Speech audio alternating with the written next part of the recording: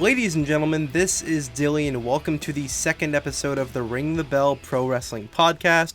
Hope you guys did enjoy that first one, and as always, the wrestling world is changing. Every single week, there's always something new to talk about, and that's exactly what we're doing here in the second episode. So let's do a little rundown, shall we? So in the first segment, we have the news and rumors segment of the week, of course.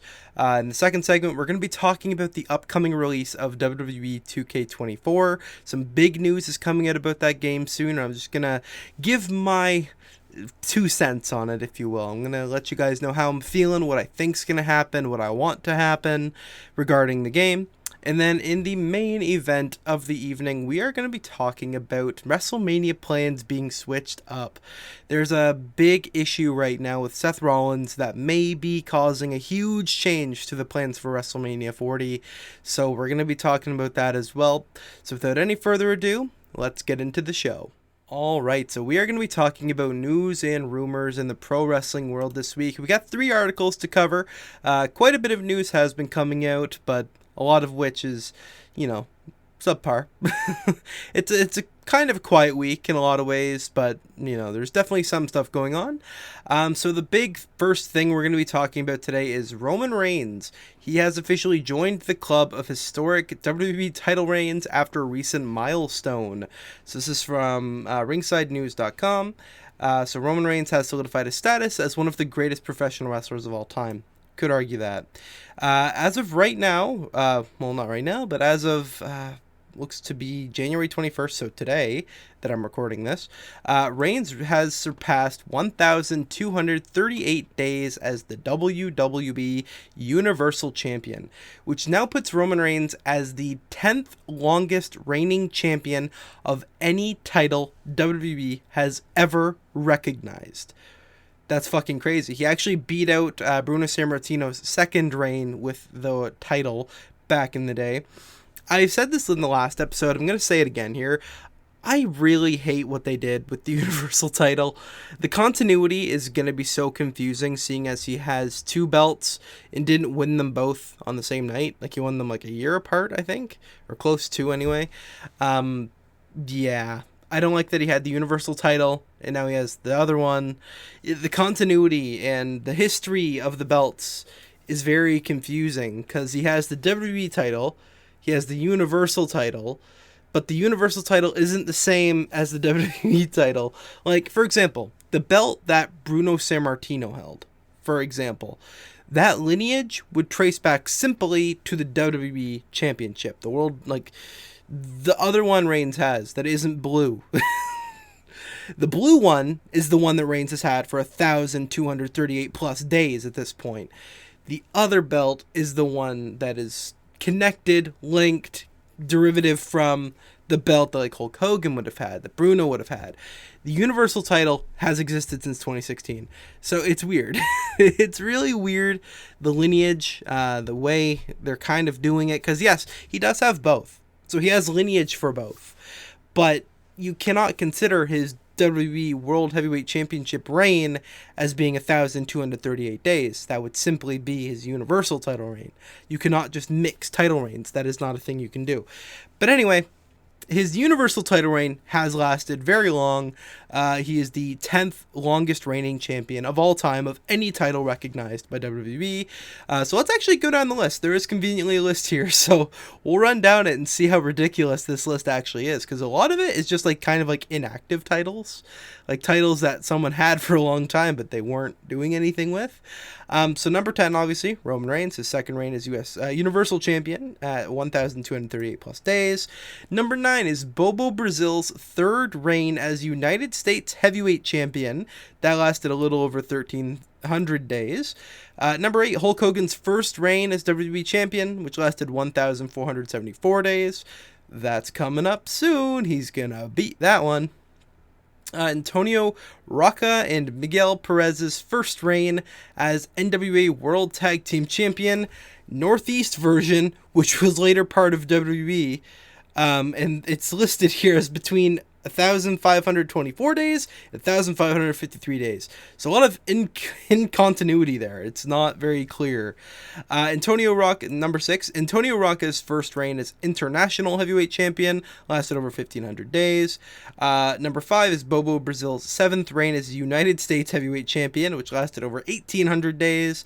Number 4, Bob Backlund's first reign as WWE champion, which lasted 1,400 days, although WWE recognizes it as 2,135 days? Excuse me? They were pulling some Roman Reigns shit back then. That's what they're going to be doing with him. They're going to be recognizing his WWE champion reign as being, his Universal title reign's length, even though that's not how it was. Number 3, Antonio Inoki's first reign as WWF World Martial Arts Heavyweight Champion, which is a belt I did not know existed. Feel like this is one that just kind of got scrubbed. But it's Antonio Inoki. He's a legend. He held that belt for 3,700 days, although WWE recognizes it as 2,500 days. Not sure how that happened. Number 2, Bruno Sammartino's first reign as WWE Champion for 2,800 days. And number 1 is the Fabulous Moolah's first reign as Women's Champion, which lasted 3,800 days, although WWE recognizes it as 10,170 days. What? Really? Okay. We'll go with that, sure. Yeah. That's something. That's a lot of days. I'm just imagining, what would it have been like living in an era of Bruno Sammartino? We hate Roman Reigns so much, but as far as I know, I don't think Bruno was a hated man. I think they loved him. I think he was the draw back then.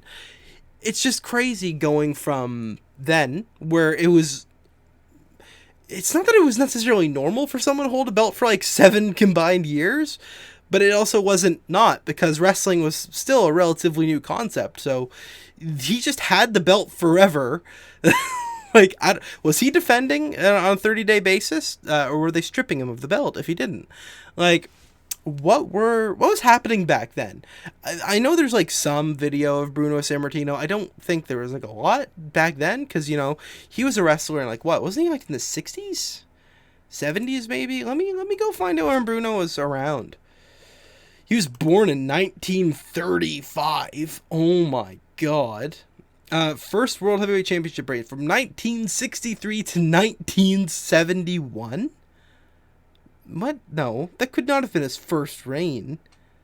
His first reign was 2,000, what days? 2,803 days. What? Is that really that long? In years. Okay, yep. So 2,803 days. 7.6 years. Holy shit. That was his first reign. Reigns ain't beating that. Well, I hope to God Reigns ain't beating that one. I don't want to see that happen. Yeah, damn. 7 years as champion. And then his second reign went from 1972 to 1977. So a 5-year reign. Dude, how long consecutively did he hold the belt? So he held his first one for 7 years, 8 months, and 1 day. That's practically 8 years. What the fuck? And he held his second one for 3 years, 4 months, 20 days. So combined, I'm really bad at math, so give me a minute. 3 plus, where's that? 3 plus 7, that's 10. 8 plus 4, that's 12. So we're talking 11 years as champion. Oh my god. 11 years in a very short period of time, mind you. He lost his belt after his first reign in 1971 and got it the year afterwards. There was a year stint where he didn't have the belt, but if there wasn't for that year stint, he would have went from 1963 to 1977 as champion. I don't know why they made him lose the belt for that time. That's bad booking. Oh, he took a hiatus from the company from 1971 to 1972. So he left for a bit, came back, and immediately got the belt back. That's insane. Roman Reigns' title reign, very confusing. Not a fan of it, just because of how confusing it is. I don't hate the work he's done as champion. I mean, the whole part-timer thing obviously gets under everyone's skin. Blah, blah, blah. He's a heel. I don't know. I don't know. I don't hate him When he's there, it's a big deal that he's there, and I get what they're doing. Makes it feel more special, and that's cool. I can agree with that. I can accept that. His just he had to win a belt and then the other belt and then mix up the reigns and mix up the legacy and the history and make everything so much more confusing than it needed to be. That's my only real problem. So for more news and rumors, that was a very long segment talking about Roman Reigns' title. WWE finalizes WrestleMania 40 strategy for CM Punk. Now, this was posted on January 19th. Some things can change. We're going to talk about that in the main event segment. WWE is making significant plans for Punk at Mania 40, of course. These plans have been apparent for some time now. Blah, blah, blah. They're talking about, he's feuding with Seth Rollins. In the latest edition of the Wrestling Observer newsletter, Dave Meltzer confirmed the plan for WrestleMania is a match between CM Punk and Seth Rollins. Rollins currently does not have a match booked for the upcoming Rumble event, and even if he did, it's likely he would be wrestling due to injury suffered while facing Jinder on Raw. Okay, so the idea and the plan, as of right now, is for Punk to fight Rollins at Mania. We'll check back in on this idea in the main event segment of the week. And the last thing we're going to talk about for news today is apparently Kenny Omega may be forced to retire at some point very soon. His health is not good. This is kind of like a news story. Obviously, Kenny Omega, AEW, I don't watch too much AEW, so if I get some shit wrong, my bad. I know that for a bit, Kenny was teaming with Jericho. They were setting up to do something, and then Kenny had to leave. He just had to leave because he had diverticulitis. So Kenny Omega faces an agonizing wait of several weeks before determining whether he requires surgery for his diverticulitis diagnosis. According to Dave Meltzer, the plan is to monitor Kenny Omega's condition for 7 weeks before making a decision on surgery. Omega will be receiving no treatment during this time period, and after the 7 weeks, a decision will be made based on his progress. Meltzer has stated as well, it's going to be nothing for 7 weeks, and then in 7 weeks, they're going to see how everything goes. And at that point, he'll either need surgery or, I don't know, he won't need surgery. But if he can heal normally, normally you would have already done the surgery right away, but his condition and everything was just so bad, they could not risk surgery at that time. That's kind of scary. Normally, if they are supposed to do surgery right away for diverticulitis, and they didn't because his condition was that bad, that's not a good sign. Diverticulitis can fuck you up. So it's going to be 7 weeks. He'll either have the surgery or he won't, and then at that point, we'll see. He's in a tough situation. I feel very bad for him. Until that happens, it's a painful situation, says Dave Meltzer. Terrible. Terrible, terrible, terrible. Because obviously, I may not enjoy his product. I may not watch AEW. I don't even know if he's doing creative in that company anymore. I'm sure he is, but I may not enjoy AEW. I may not watch it, but everybody knows Kenny Omega is one of the greatest wrestlers to ever live. I mean, I've seen some of his matches as well, and I can't deny that. He's pretty good. It's always unfortunate when you hear something like this, especially to a guy that talented, on his level. Sucks, he if he were to never wrestle again, it's the kind of thing man, he did a lot, sure, but there's a lot he didn't do. He never got a stint in WWE. I think that would have been interesting. I don't think that was in his cards for any time in the future, soon. I think it could have happened somewhere down the line. Obviously, I don't think either side would be opposed to the idea if proper terms and conditions were met at some point in the future. So, he never got to, do a Rumble. He never got to Main Event Mania. It's the kind of thing, those are really highlights every wrestler looks at, whether they like to admit it or not. There's never any wrestler in the world who doesn't want to go to WWE. Obviously, there can be some reasons that you may not want to, certain reasons, certain little things, but when you're a kid and you're dreaming about becoming a wrestler, you want the fucking lights, you want the pyro, you want the fans chanting. You can do that in AEW, sure, but it's not the same. It's not. I get it, they created the company and it's special for that reason, but there's nothing quite like main eventing Mania. That's definitely the go-to, the big thing that everybody secretly sometimes wants. Not to make it all about WrestleMania and not making it there, but, in either case, it is very sad to see this happen. Hopefully, a speedy recovery for him. Hopefully, he is okay. Otherwise, we'll see. WWE 2K24 is an upcoming wrestling video game, if you didn't know. There's some big news dropping about it today. It may have already dropped by the time this podcast went live, but I am recording this on Sunday, not Monday. So I'm recording this on the 21st. Big news is supposed to be coming out on the 22nd, likely regarding the cover star, and they may even be discussing some further things. There might be some further news thrown out there.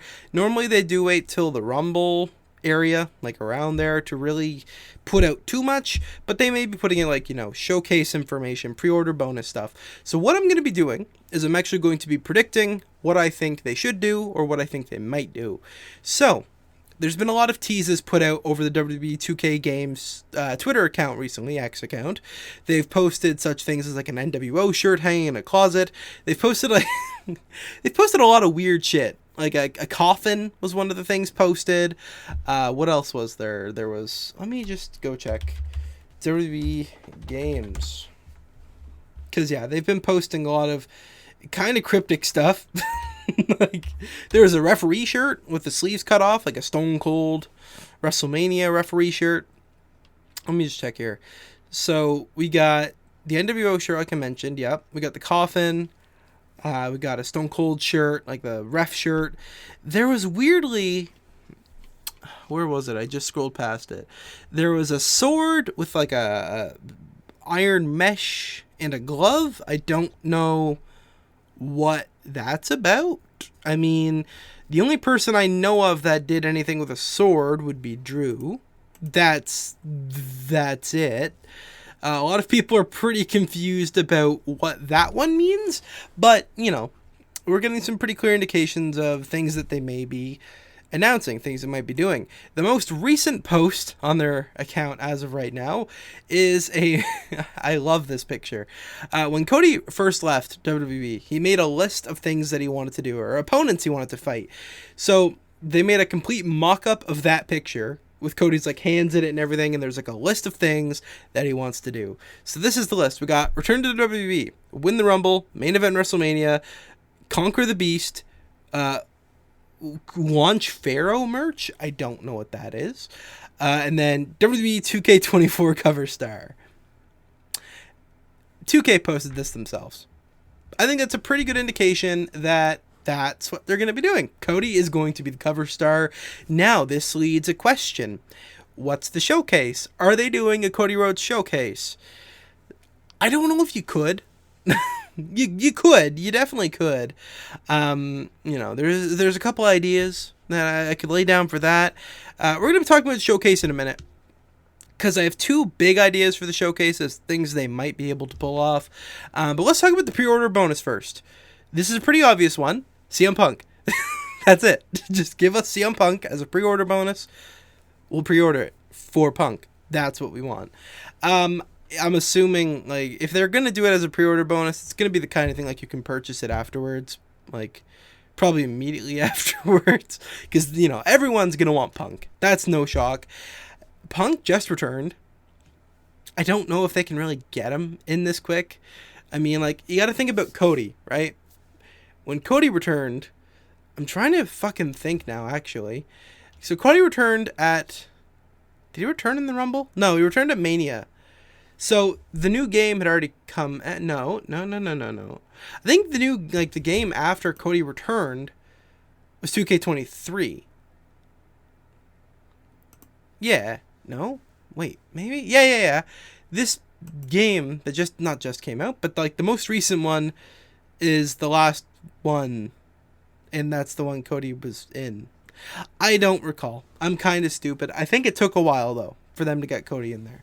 Obviously, they didn't get him in, I don't remember. I know they did 2K22, but I don't think Cody was in 2K22, and I also don't remember when 2K22 came out. So let's look up WWE 2K22. When did it come out?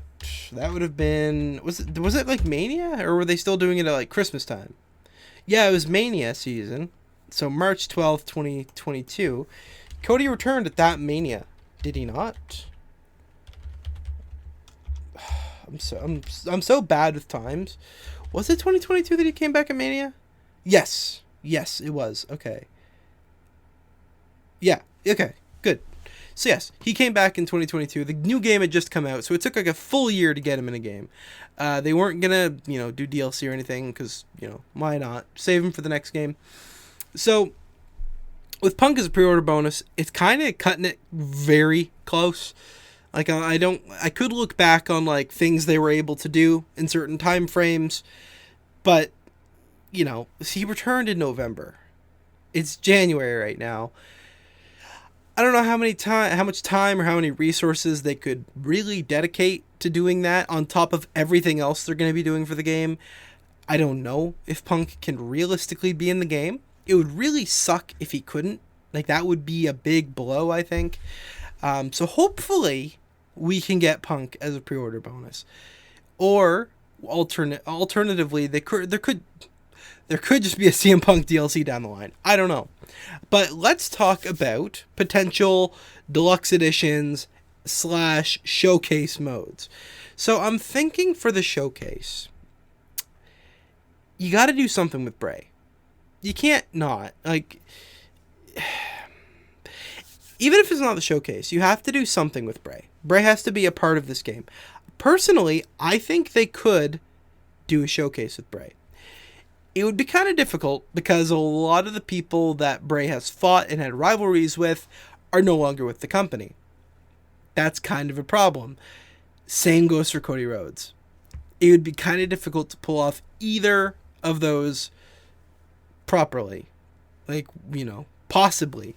Like, a Cody Rhodes one could almost be a little bit more possible because if you're thinking of, like, all the things Cody Rhodes has done in his career, there is definitely a lot of gray area of people involved that you couldn't put in. Like, if you're going to do, like, Legacy Cody Rhodes, you can't put in Ted DiBiase.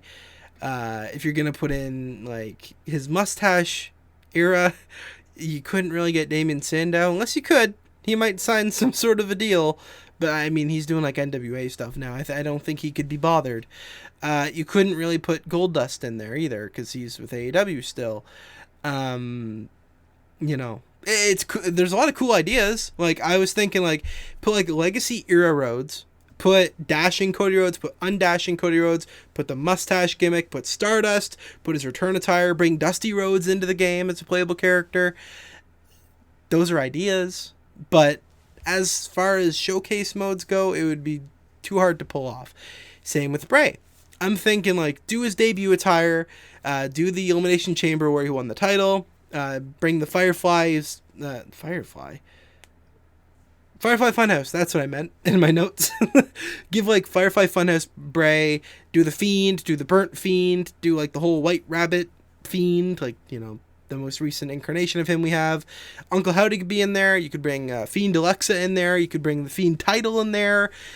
Lots of options. I mean, you definitely could do a Bray showcase. Alternatively, like, those are kind of like my two showcase ideas. Either a Cody Rhodes one or a Bray one.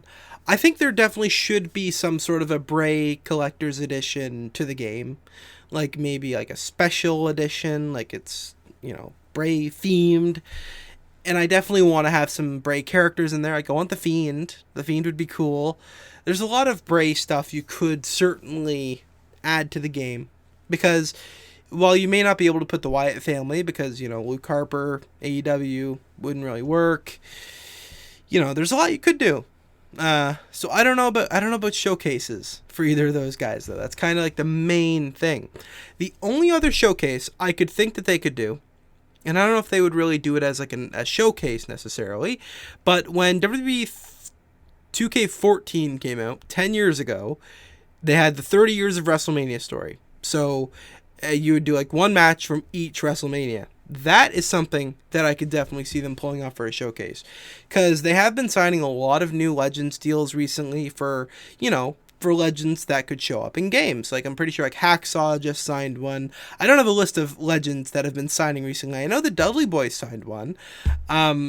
So there's a lot of options you got there. You could definitely do a 40 years of WrestleMania showcase. Will they? I don't know. Those are kind of like my 3 showcase ideas, and all of them are a little sketchy, a little iffy, A little not sure if that can happen, but, you know, that would be cool. 40 years of WrestleMania, I would not be complaining with that. I think, you know, I do like the showcases they've been doing the last couple of years, though. Like, the Ray one was great. The Daniel Bryan one was great in 2019. The John Cena one was really cool. I like those. They're really short. You can beat them in, like, a couple of hours. But they're fun. They're good. It would be kind of weird stepping away from that and doing a WrestleMania-themed one. But, hey, you can do it. Give me, like, Brock Lesnar and Kurt Angle WrestleMania 20. Like, whoo! I think that was Mania 20, yeah? Yeah, I think so. Like, that match wasn't featured in the showcase. There's, like, a lot of matches that were left out of the 30 years of WrestleMania one because certain reasons. Like, I think Kurt was still with TNA at that point, so they couldn't get him. You know, there's a lot that could be done there. I'd like to see them maybe do a 40 years of WrestleMania thing. Let me know what you guys think. Do you think they'll do... What do you think they're going to do for the showcase? That's really the main thing. Do you think they're going to do Bray? Do you think they're going to do Cody? Think they're going to do Mania? Or are they just going to do something completely different? Who knows? All right, so it is time for the main event of the evening. Let's talk about it, okay? Rollins is hurt. Rollins apparently tore his MCL and some tendons and shit. He's fucked up. He cannot wrestle right now. With an injury like that, he's probably going to be out for a while, a long time. We're talking like probably won't make Mania long time. So if there's a lot of ifs happening here because we don't know for sure. Apparently Rollins is going to be coming out on Raw to talk about his injury tonight. We'll see. I am scared because this sort of thing hasn't really happened before where someone like a champion gets injured this close to Mania. That's just not really a thing that happens. So it's going to be a really, you know, it's going to be hell, essentially. Like, Rumble's about to happen. You know, if there's no champion to fight at Mania because Reigns is busy, what are you going to do with the belt? What are you going to do? Here's what I think they'll do. Here's what I want them to do if Rollins is injured. Big if. If Rollins isn't injured, we talked about this in the last episode, what I want to happen. Go watch the last episode. But if Rollins is hurt and cannot make it to Mania, here's what they should do. Rollins comes out on Raw tonight, does his little dancey dance, but he's got crutches under his arms because he can't fucking walk. He announces, hey guys, I'm hurt. I will not be there for Mania.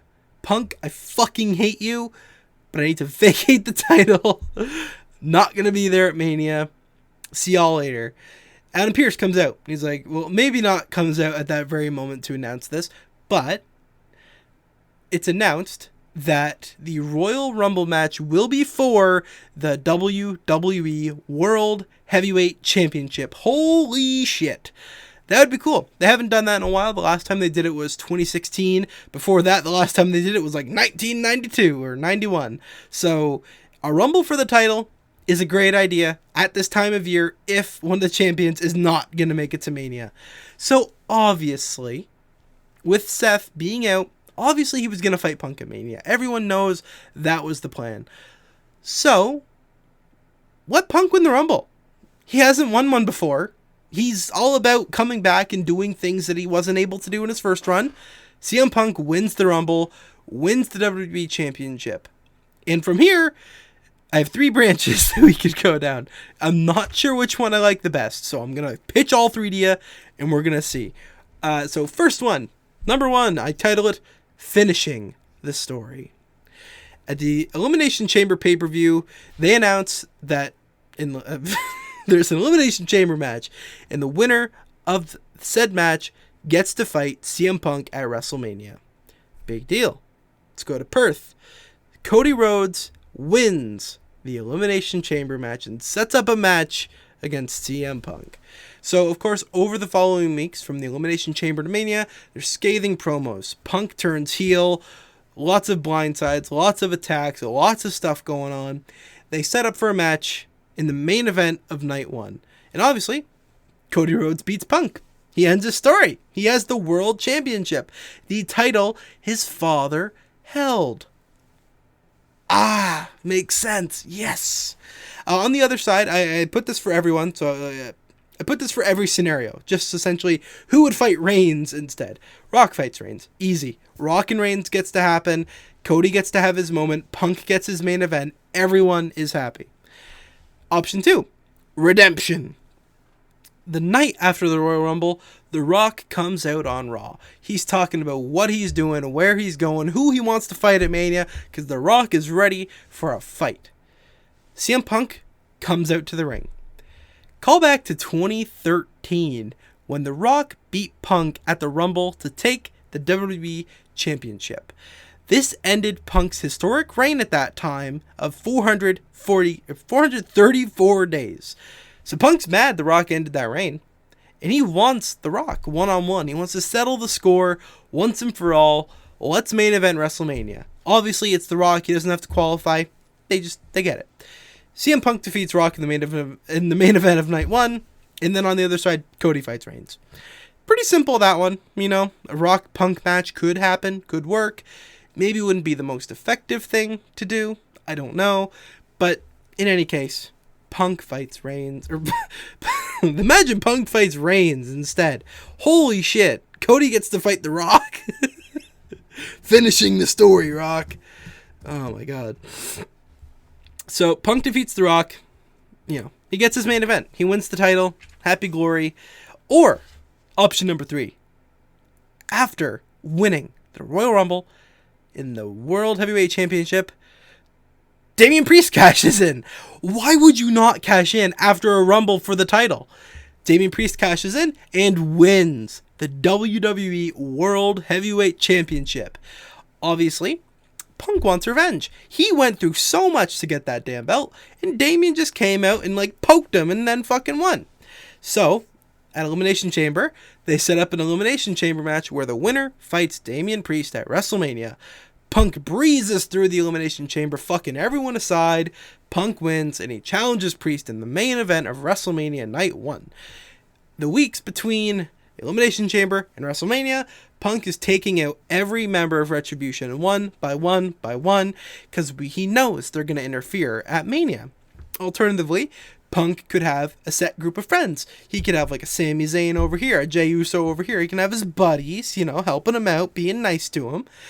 And then Damian Priest fights CM Punk in the main event of WrestleMania Night 1. And Punk wins the main event, is champion once again. Everyone goes home happy, because I don't think Damian Priest is ready to hold that title for any extended period of time. On the other side, Cody fights Reigns. Duh. Simple. Pretty simple booking. I mean, as far as Rollins getting hurt, that does throw a bit of a wrench into the plans. Some of these plans aren't as fleshed out as they could be, surely, but it is what it is. I think it all works out. In the end, I mean, obviously Punk's going to have a big part in Mania. I personally believe no matter which way you look at it, Punk's going to main event Night 1, because that's his main gripe. His main thing that he wants to do. And winning the title along with that, or defending the title at Mania, would just add on top of it, it makes it even better, I think that's how they should do it. But once again, let me know what you guys think down below. Alright guys, I hope you did enjoy this episode of the Ring the Bell Pro Wrestling Podcast. If you did, make sure to leave a like, leave a comment, subscribe, follow, click the bell icon, and if you're on the podcasting platforms, do all the things. Go to dillyapparel.ca to pick up some Dilly Apparel merch, as well as this beautiful Ring the Bell Pro Wrestling t-shirt. You can get it in sweaters, you can get it in hats, you can do anything you want with it. Ring the Bell merch is a thing. I'm going to keep adding some of that as time goes on as well. Also, make sure to follow me on Instagram, TikTok, everywhere on the internet at ThisIsDilly. Find Ring the Bell Pro Wrestling Podcast on social media as well. We got links somewhere. We got the name somewhere. There we go. Hope you all did enjoy this episode once again. I have been your host. This is Dilly, signing out.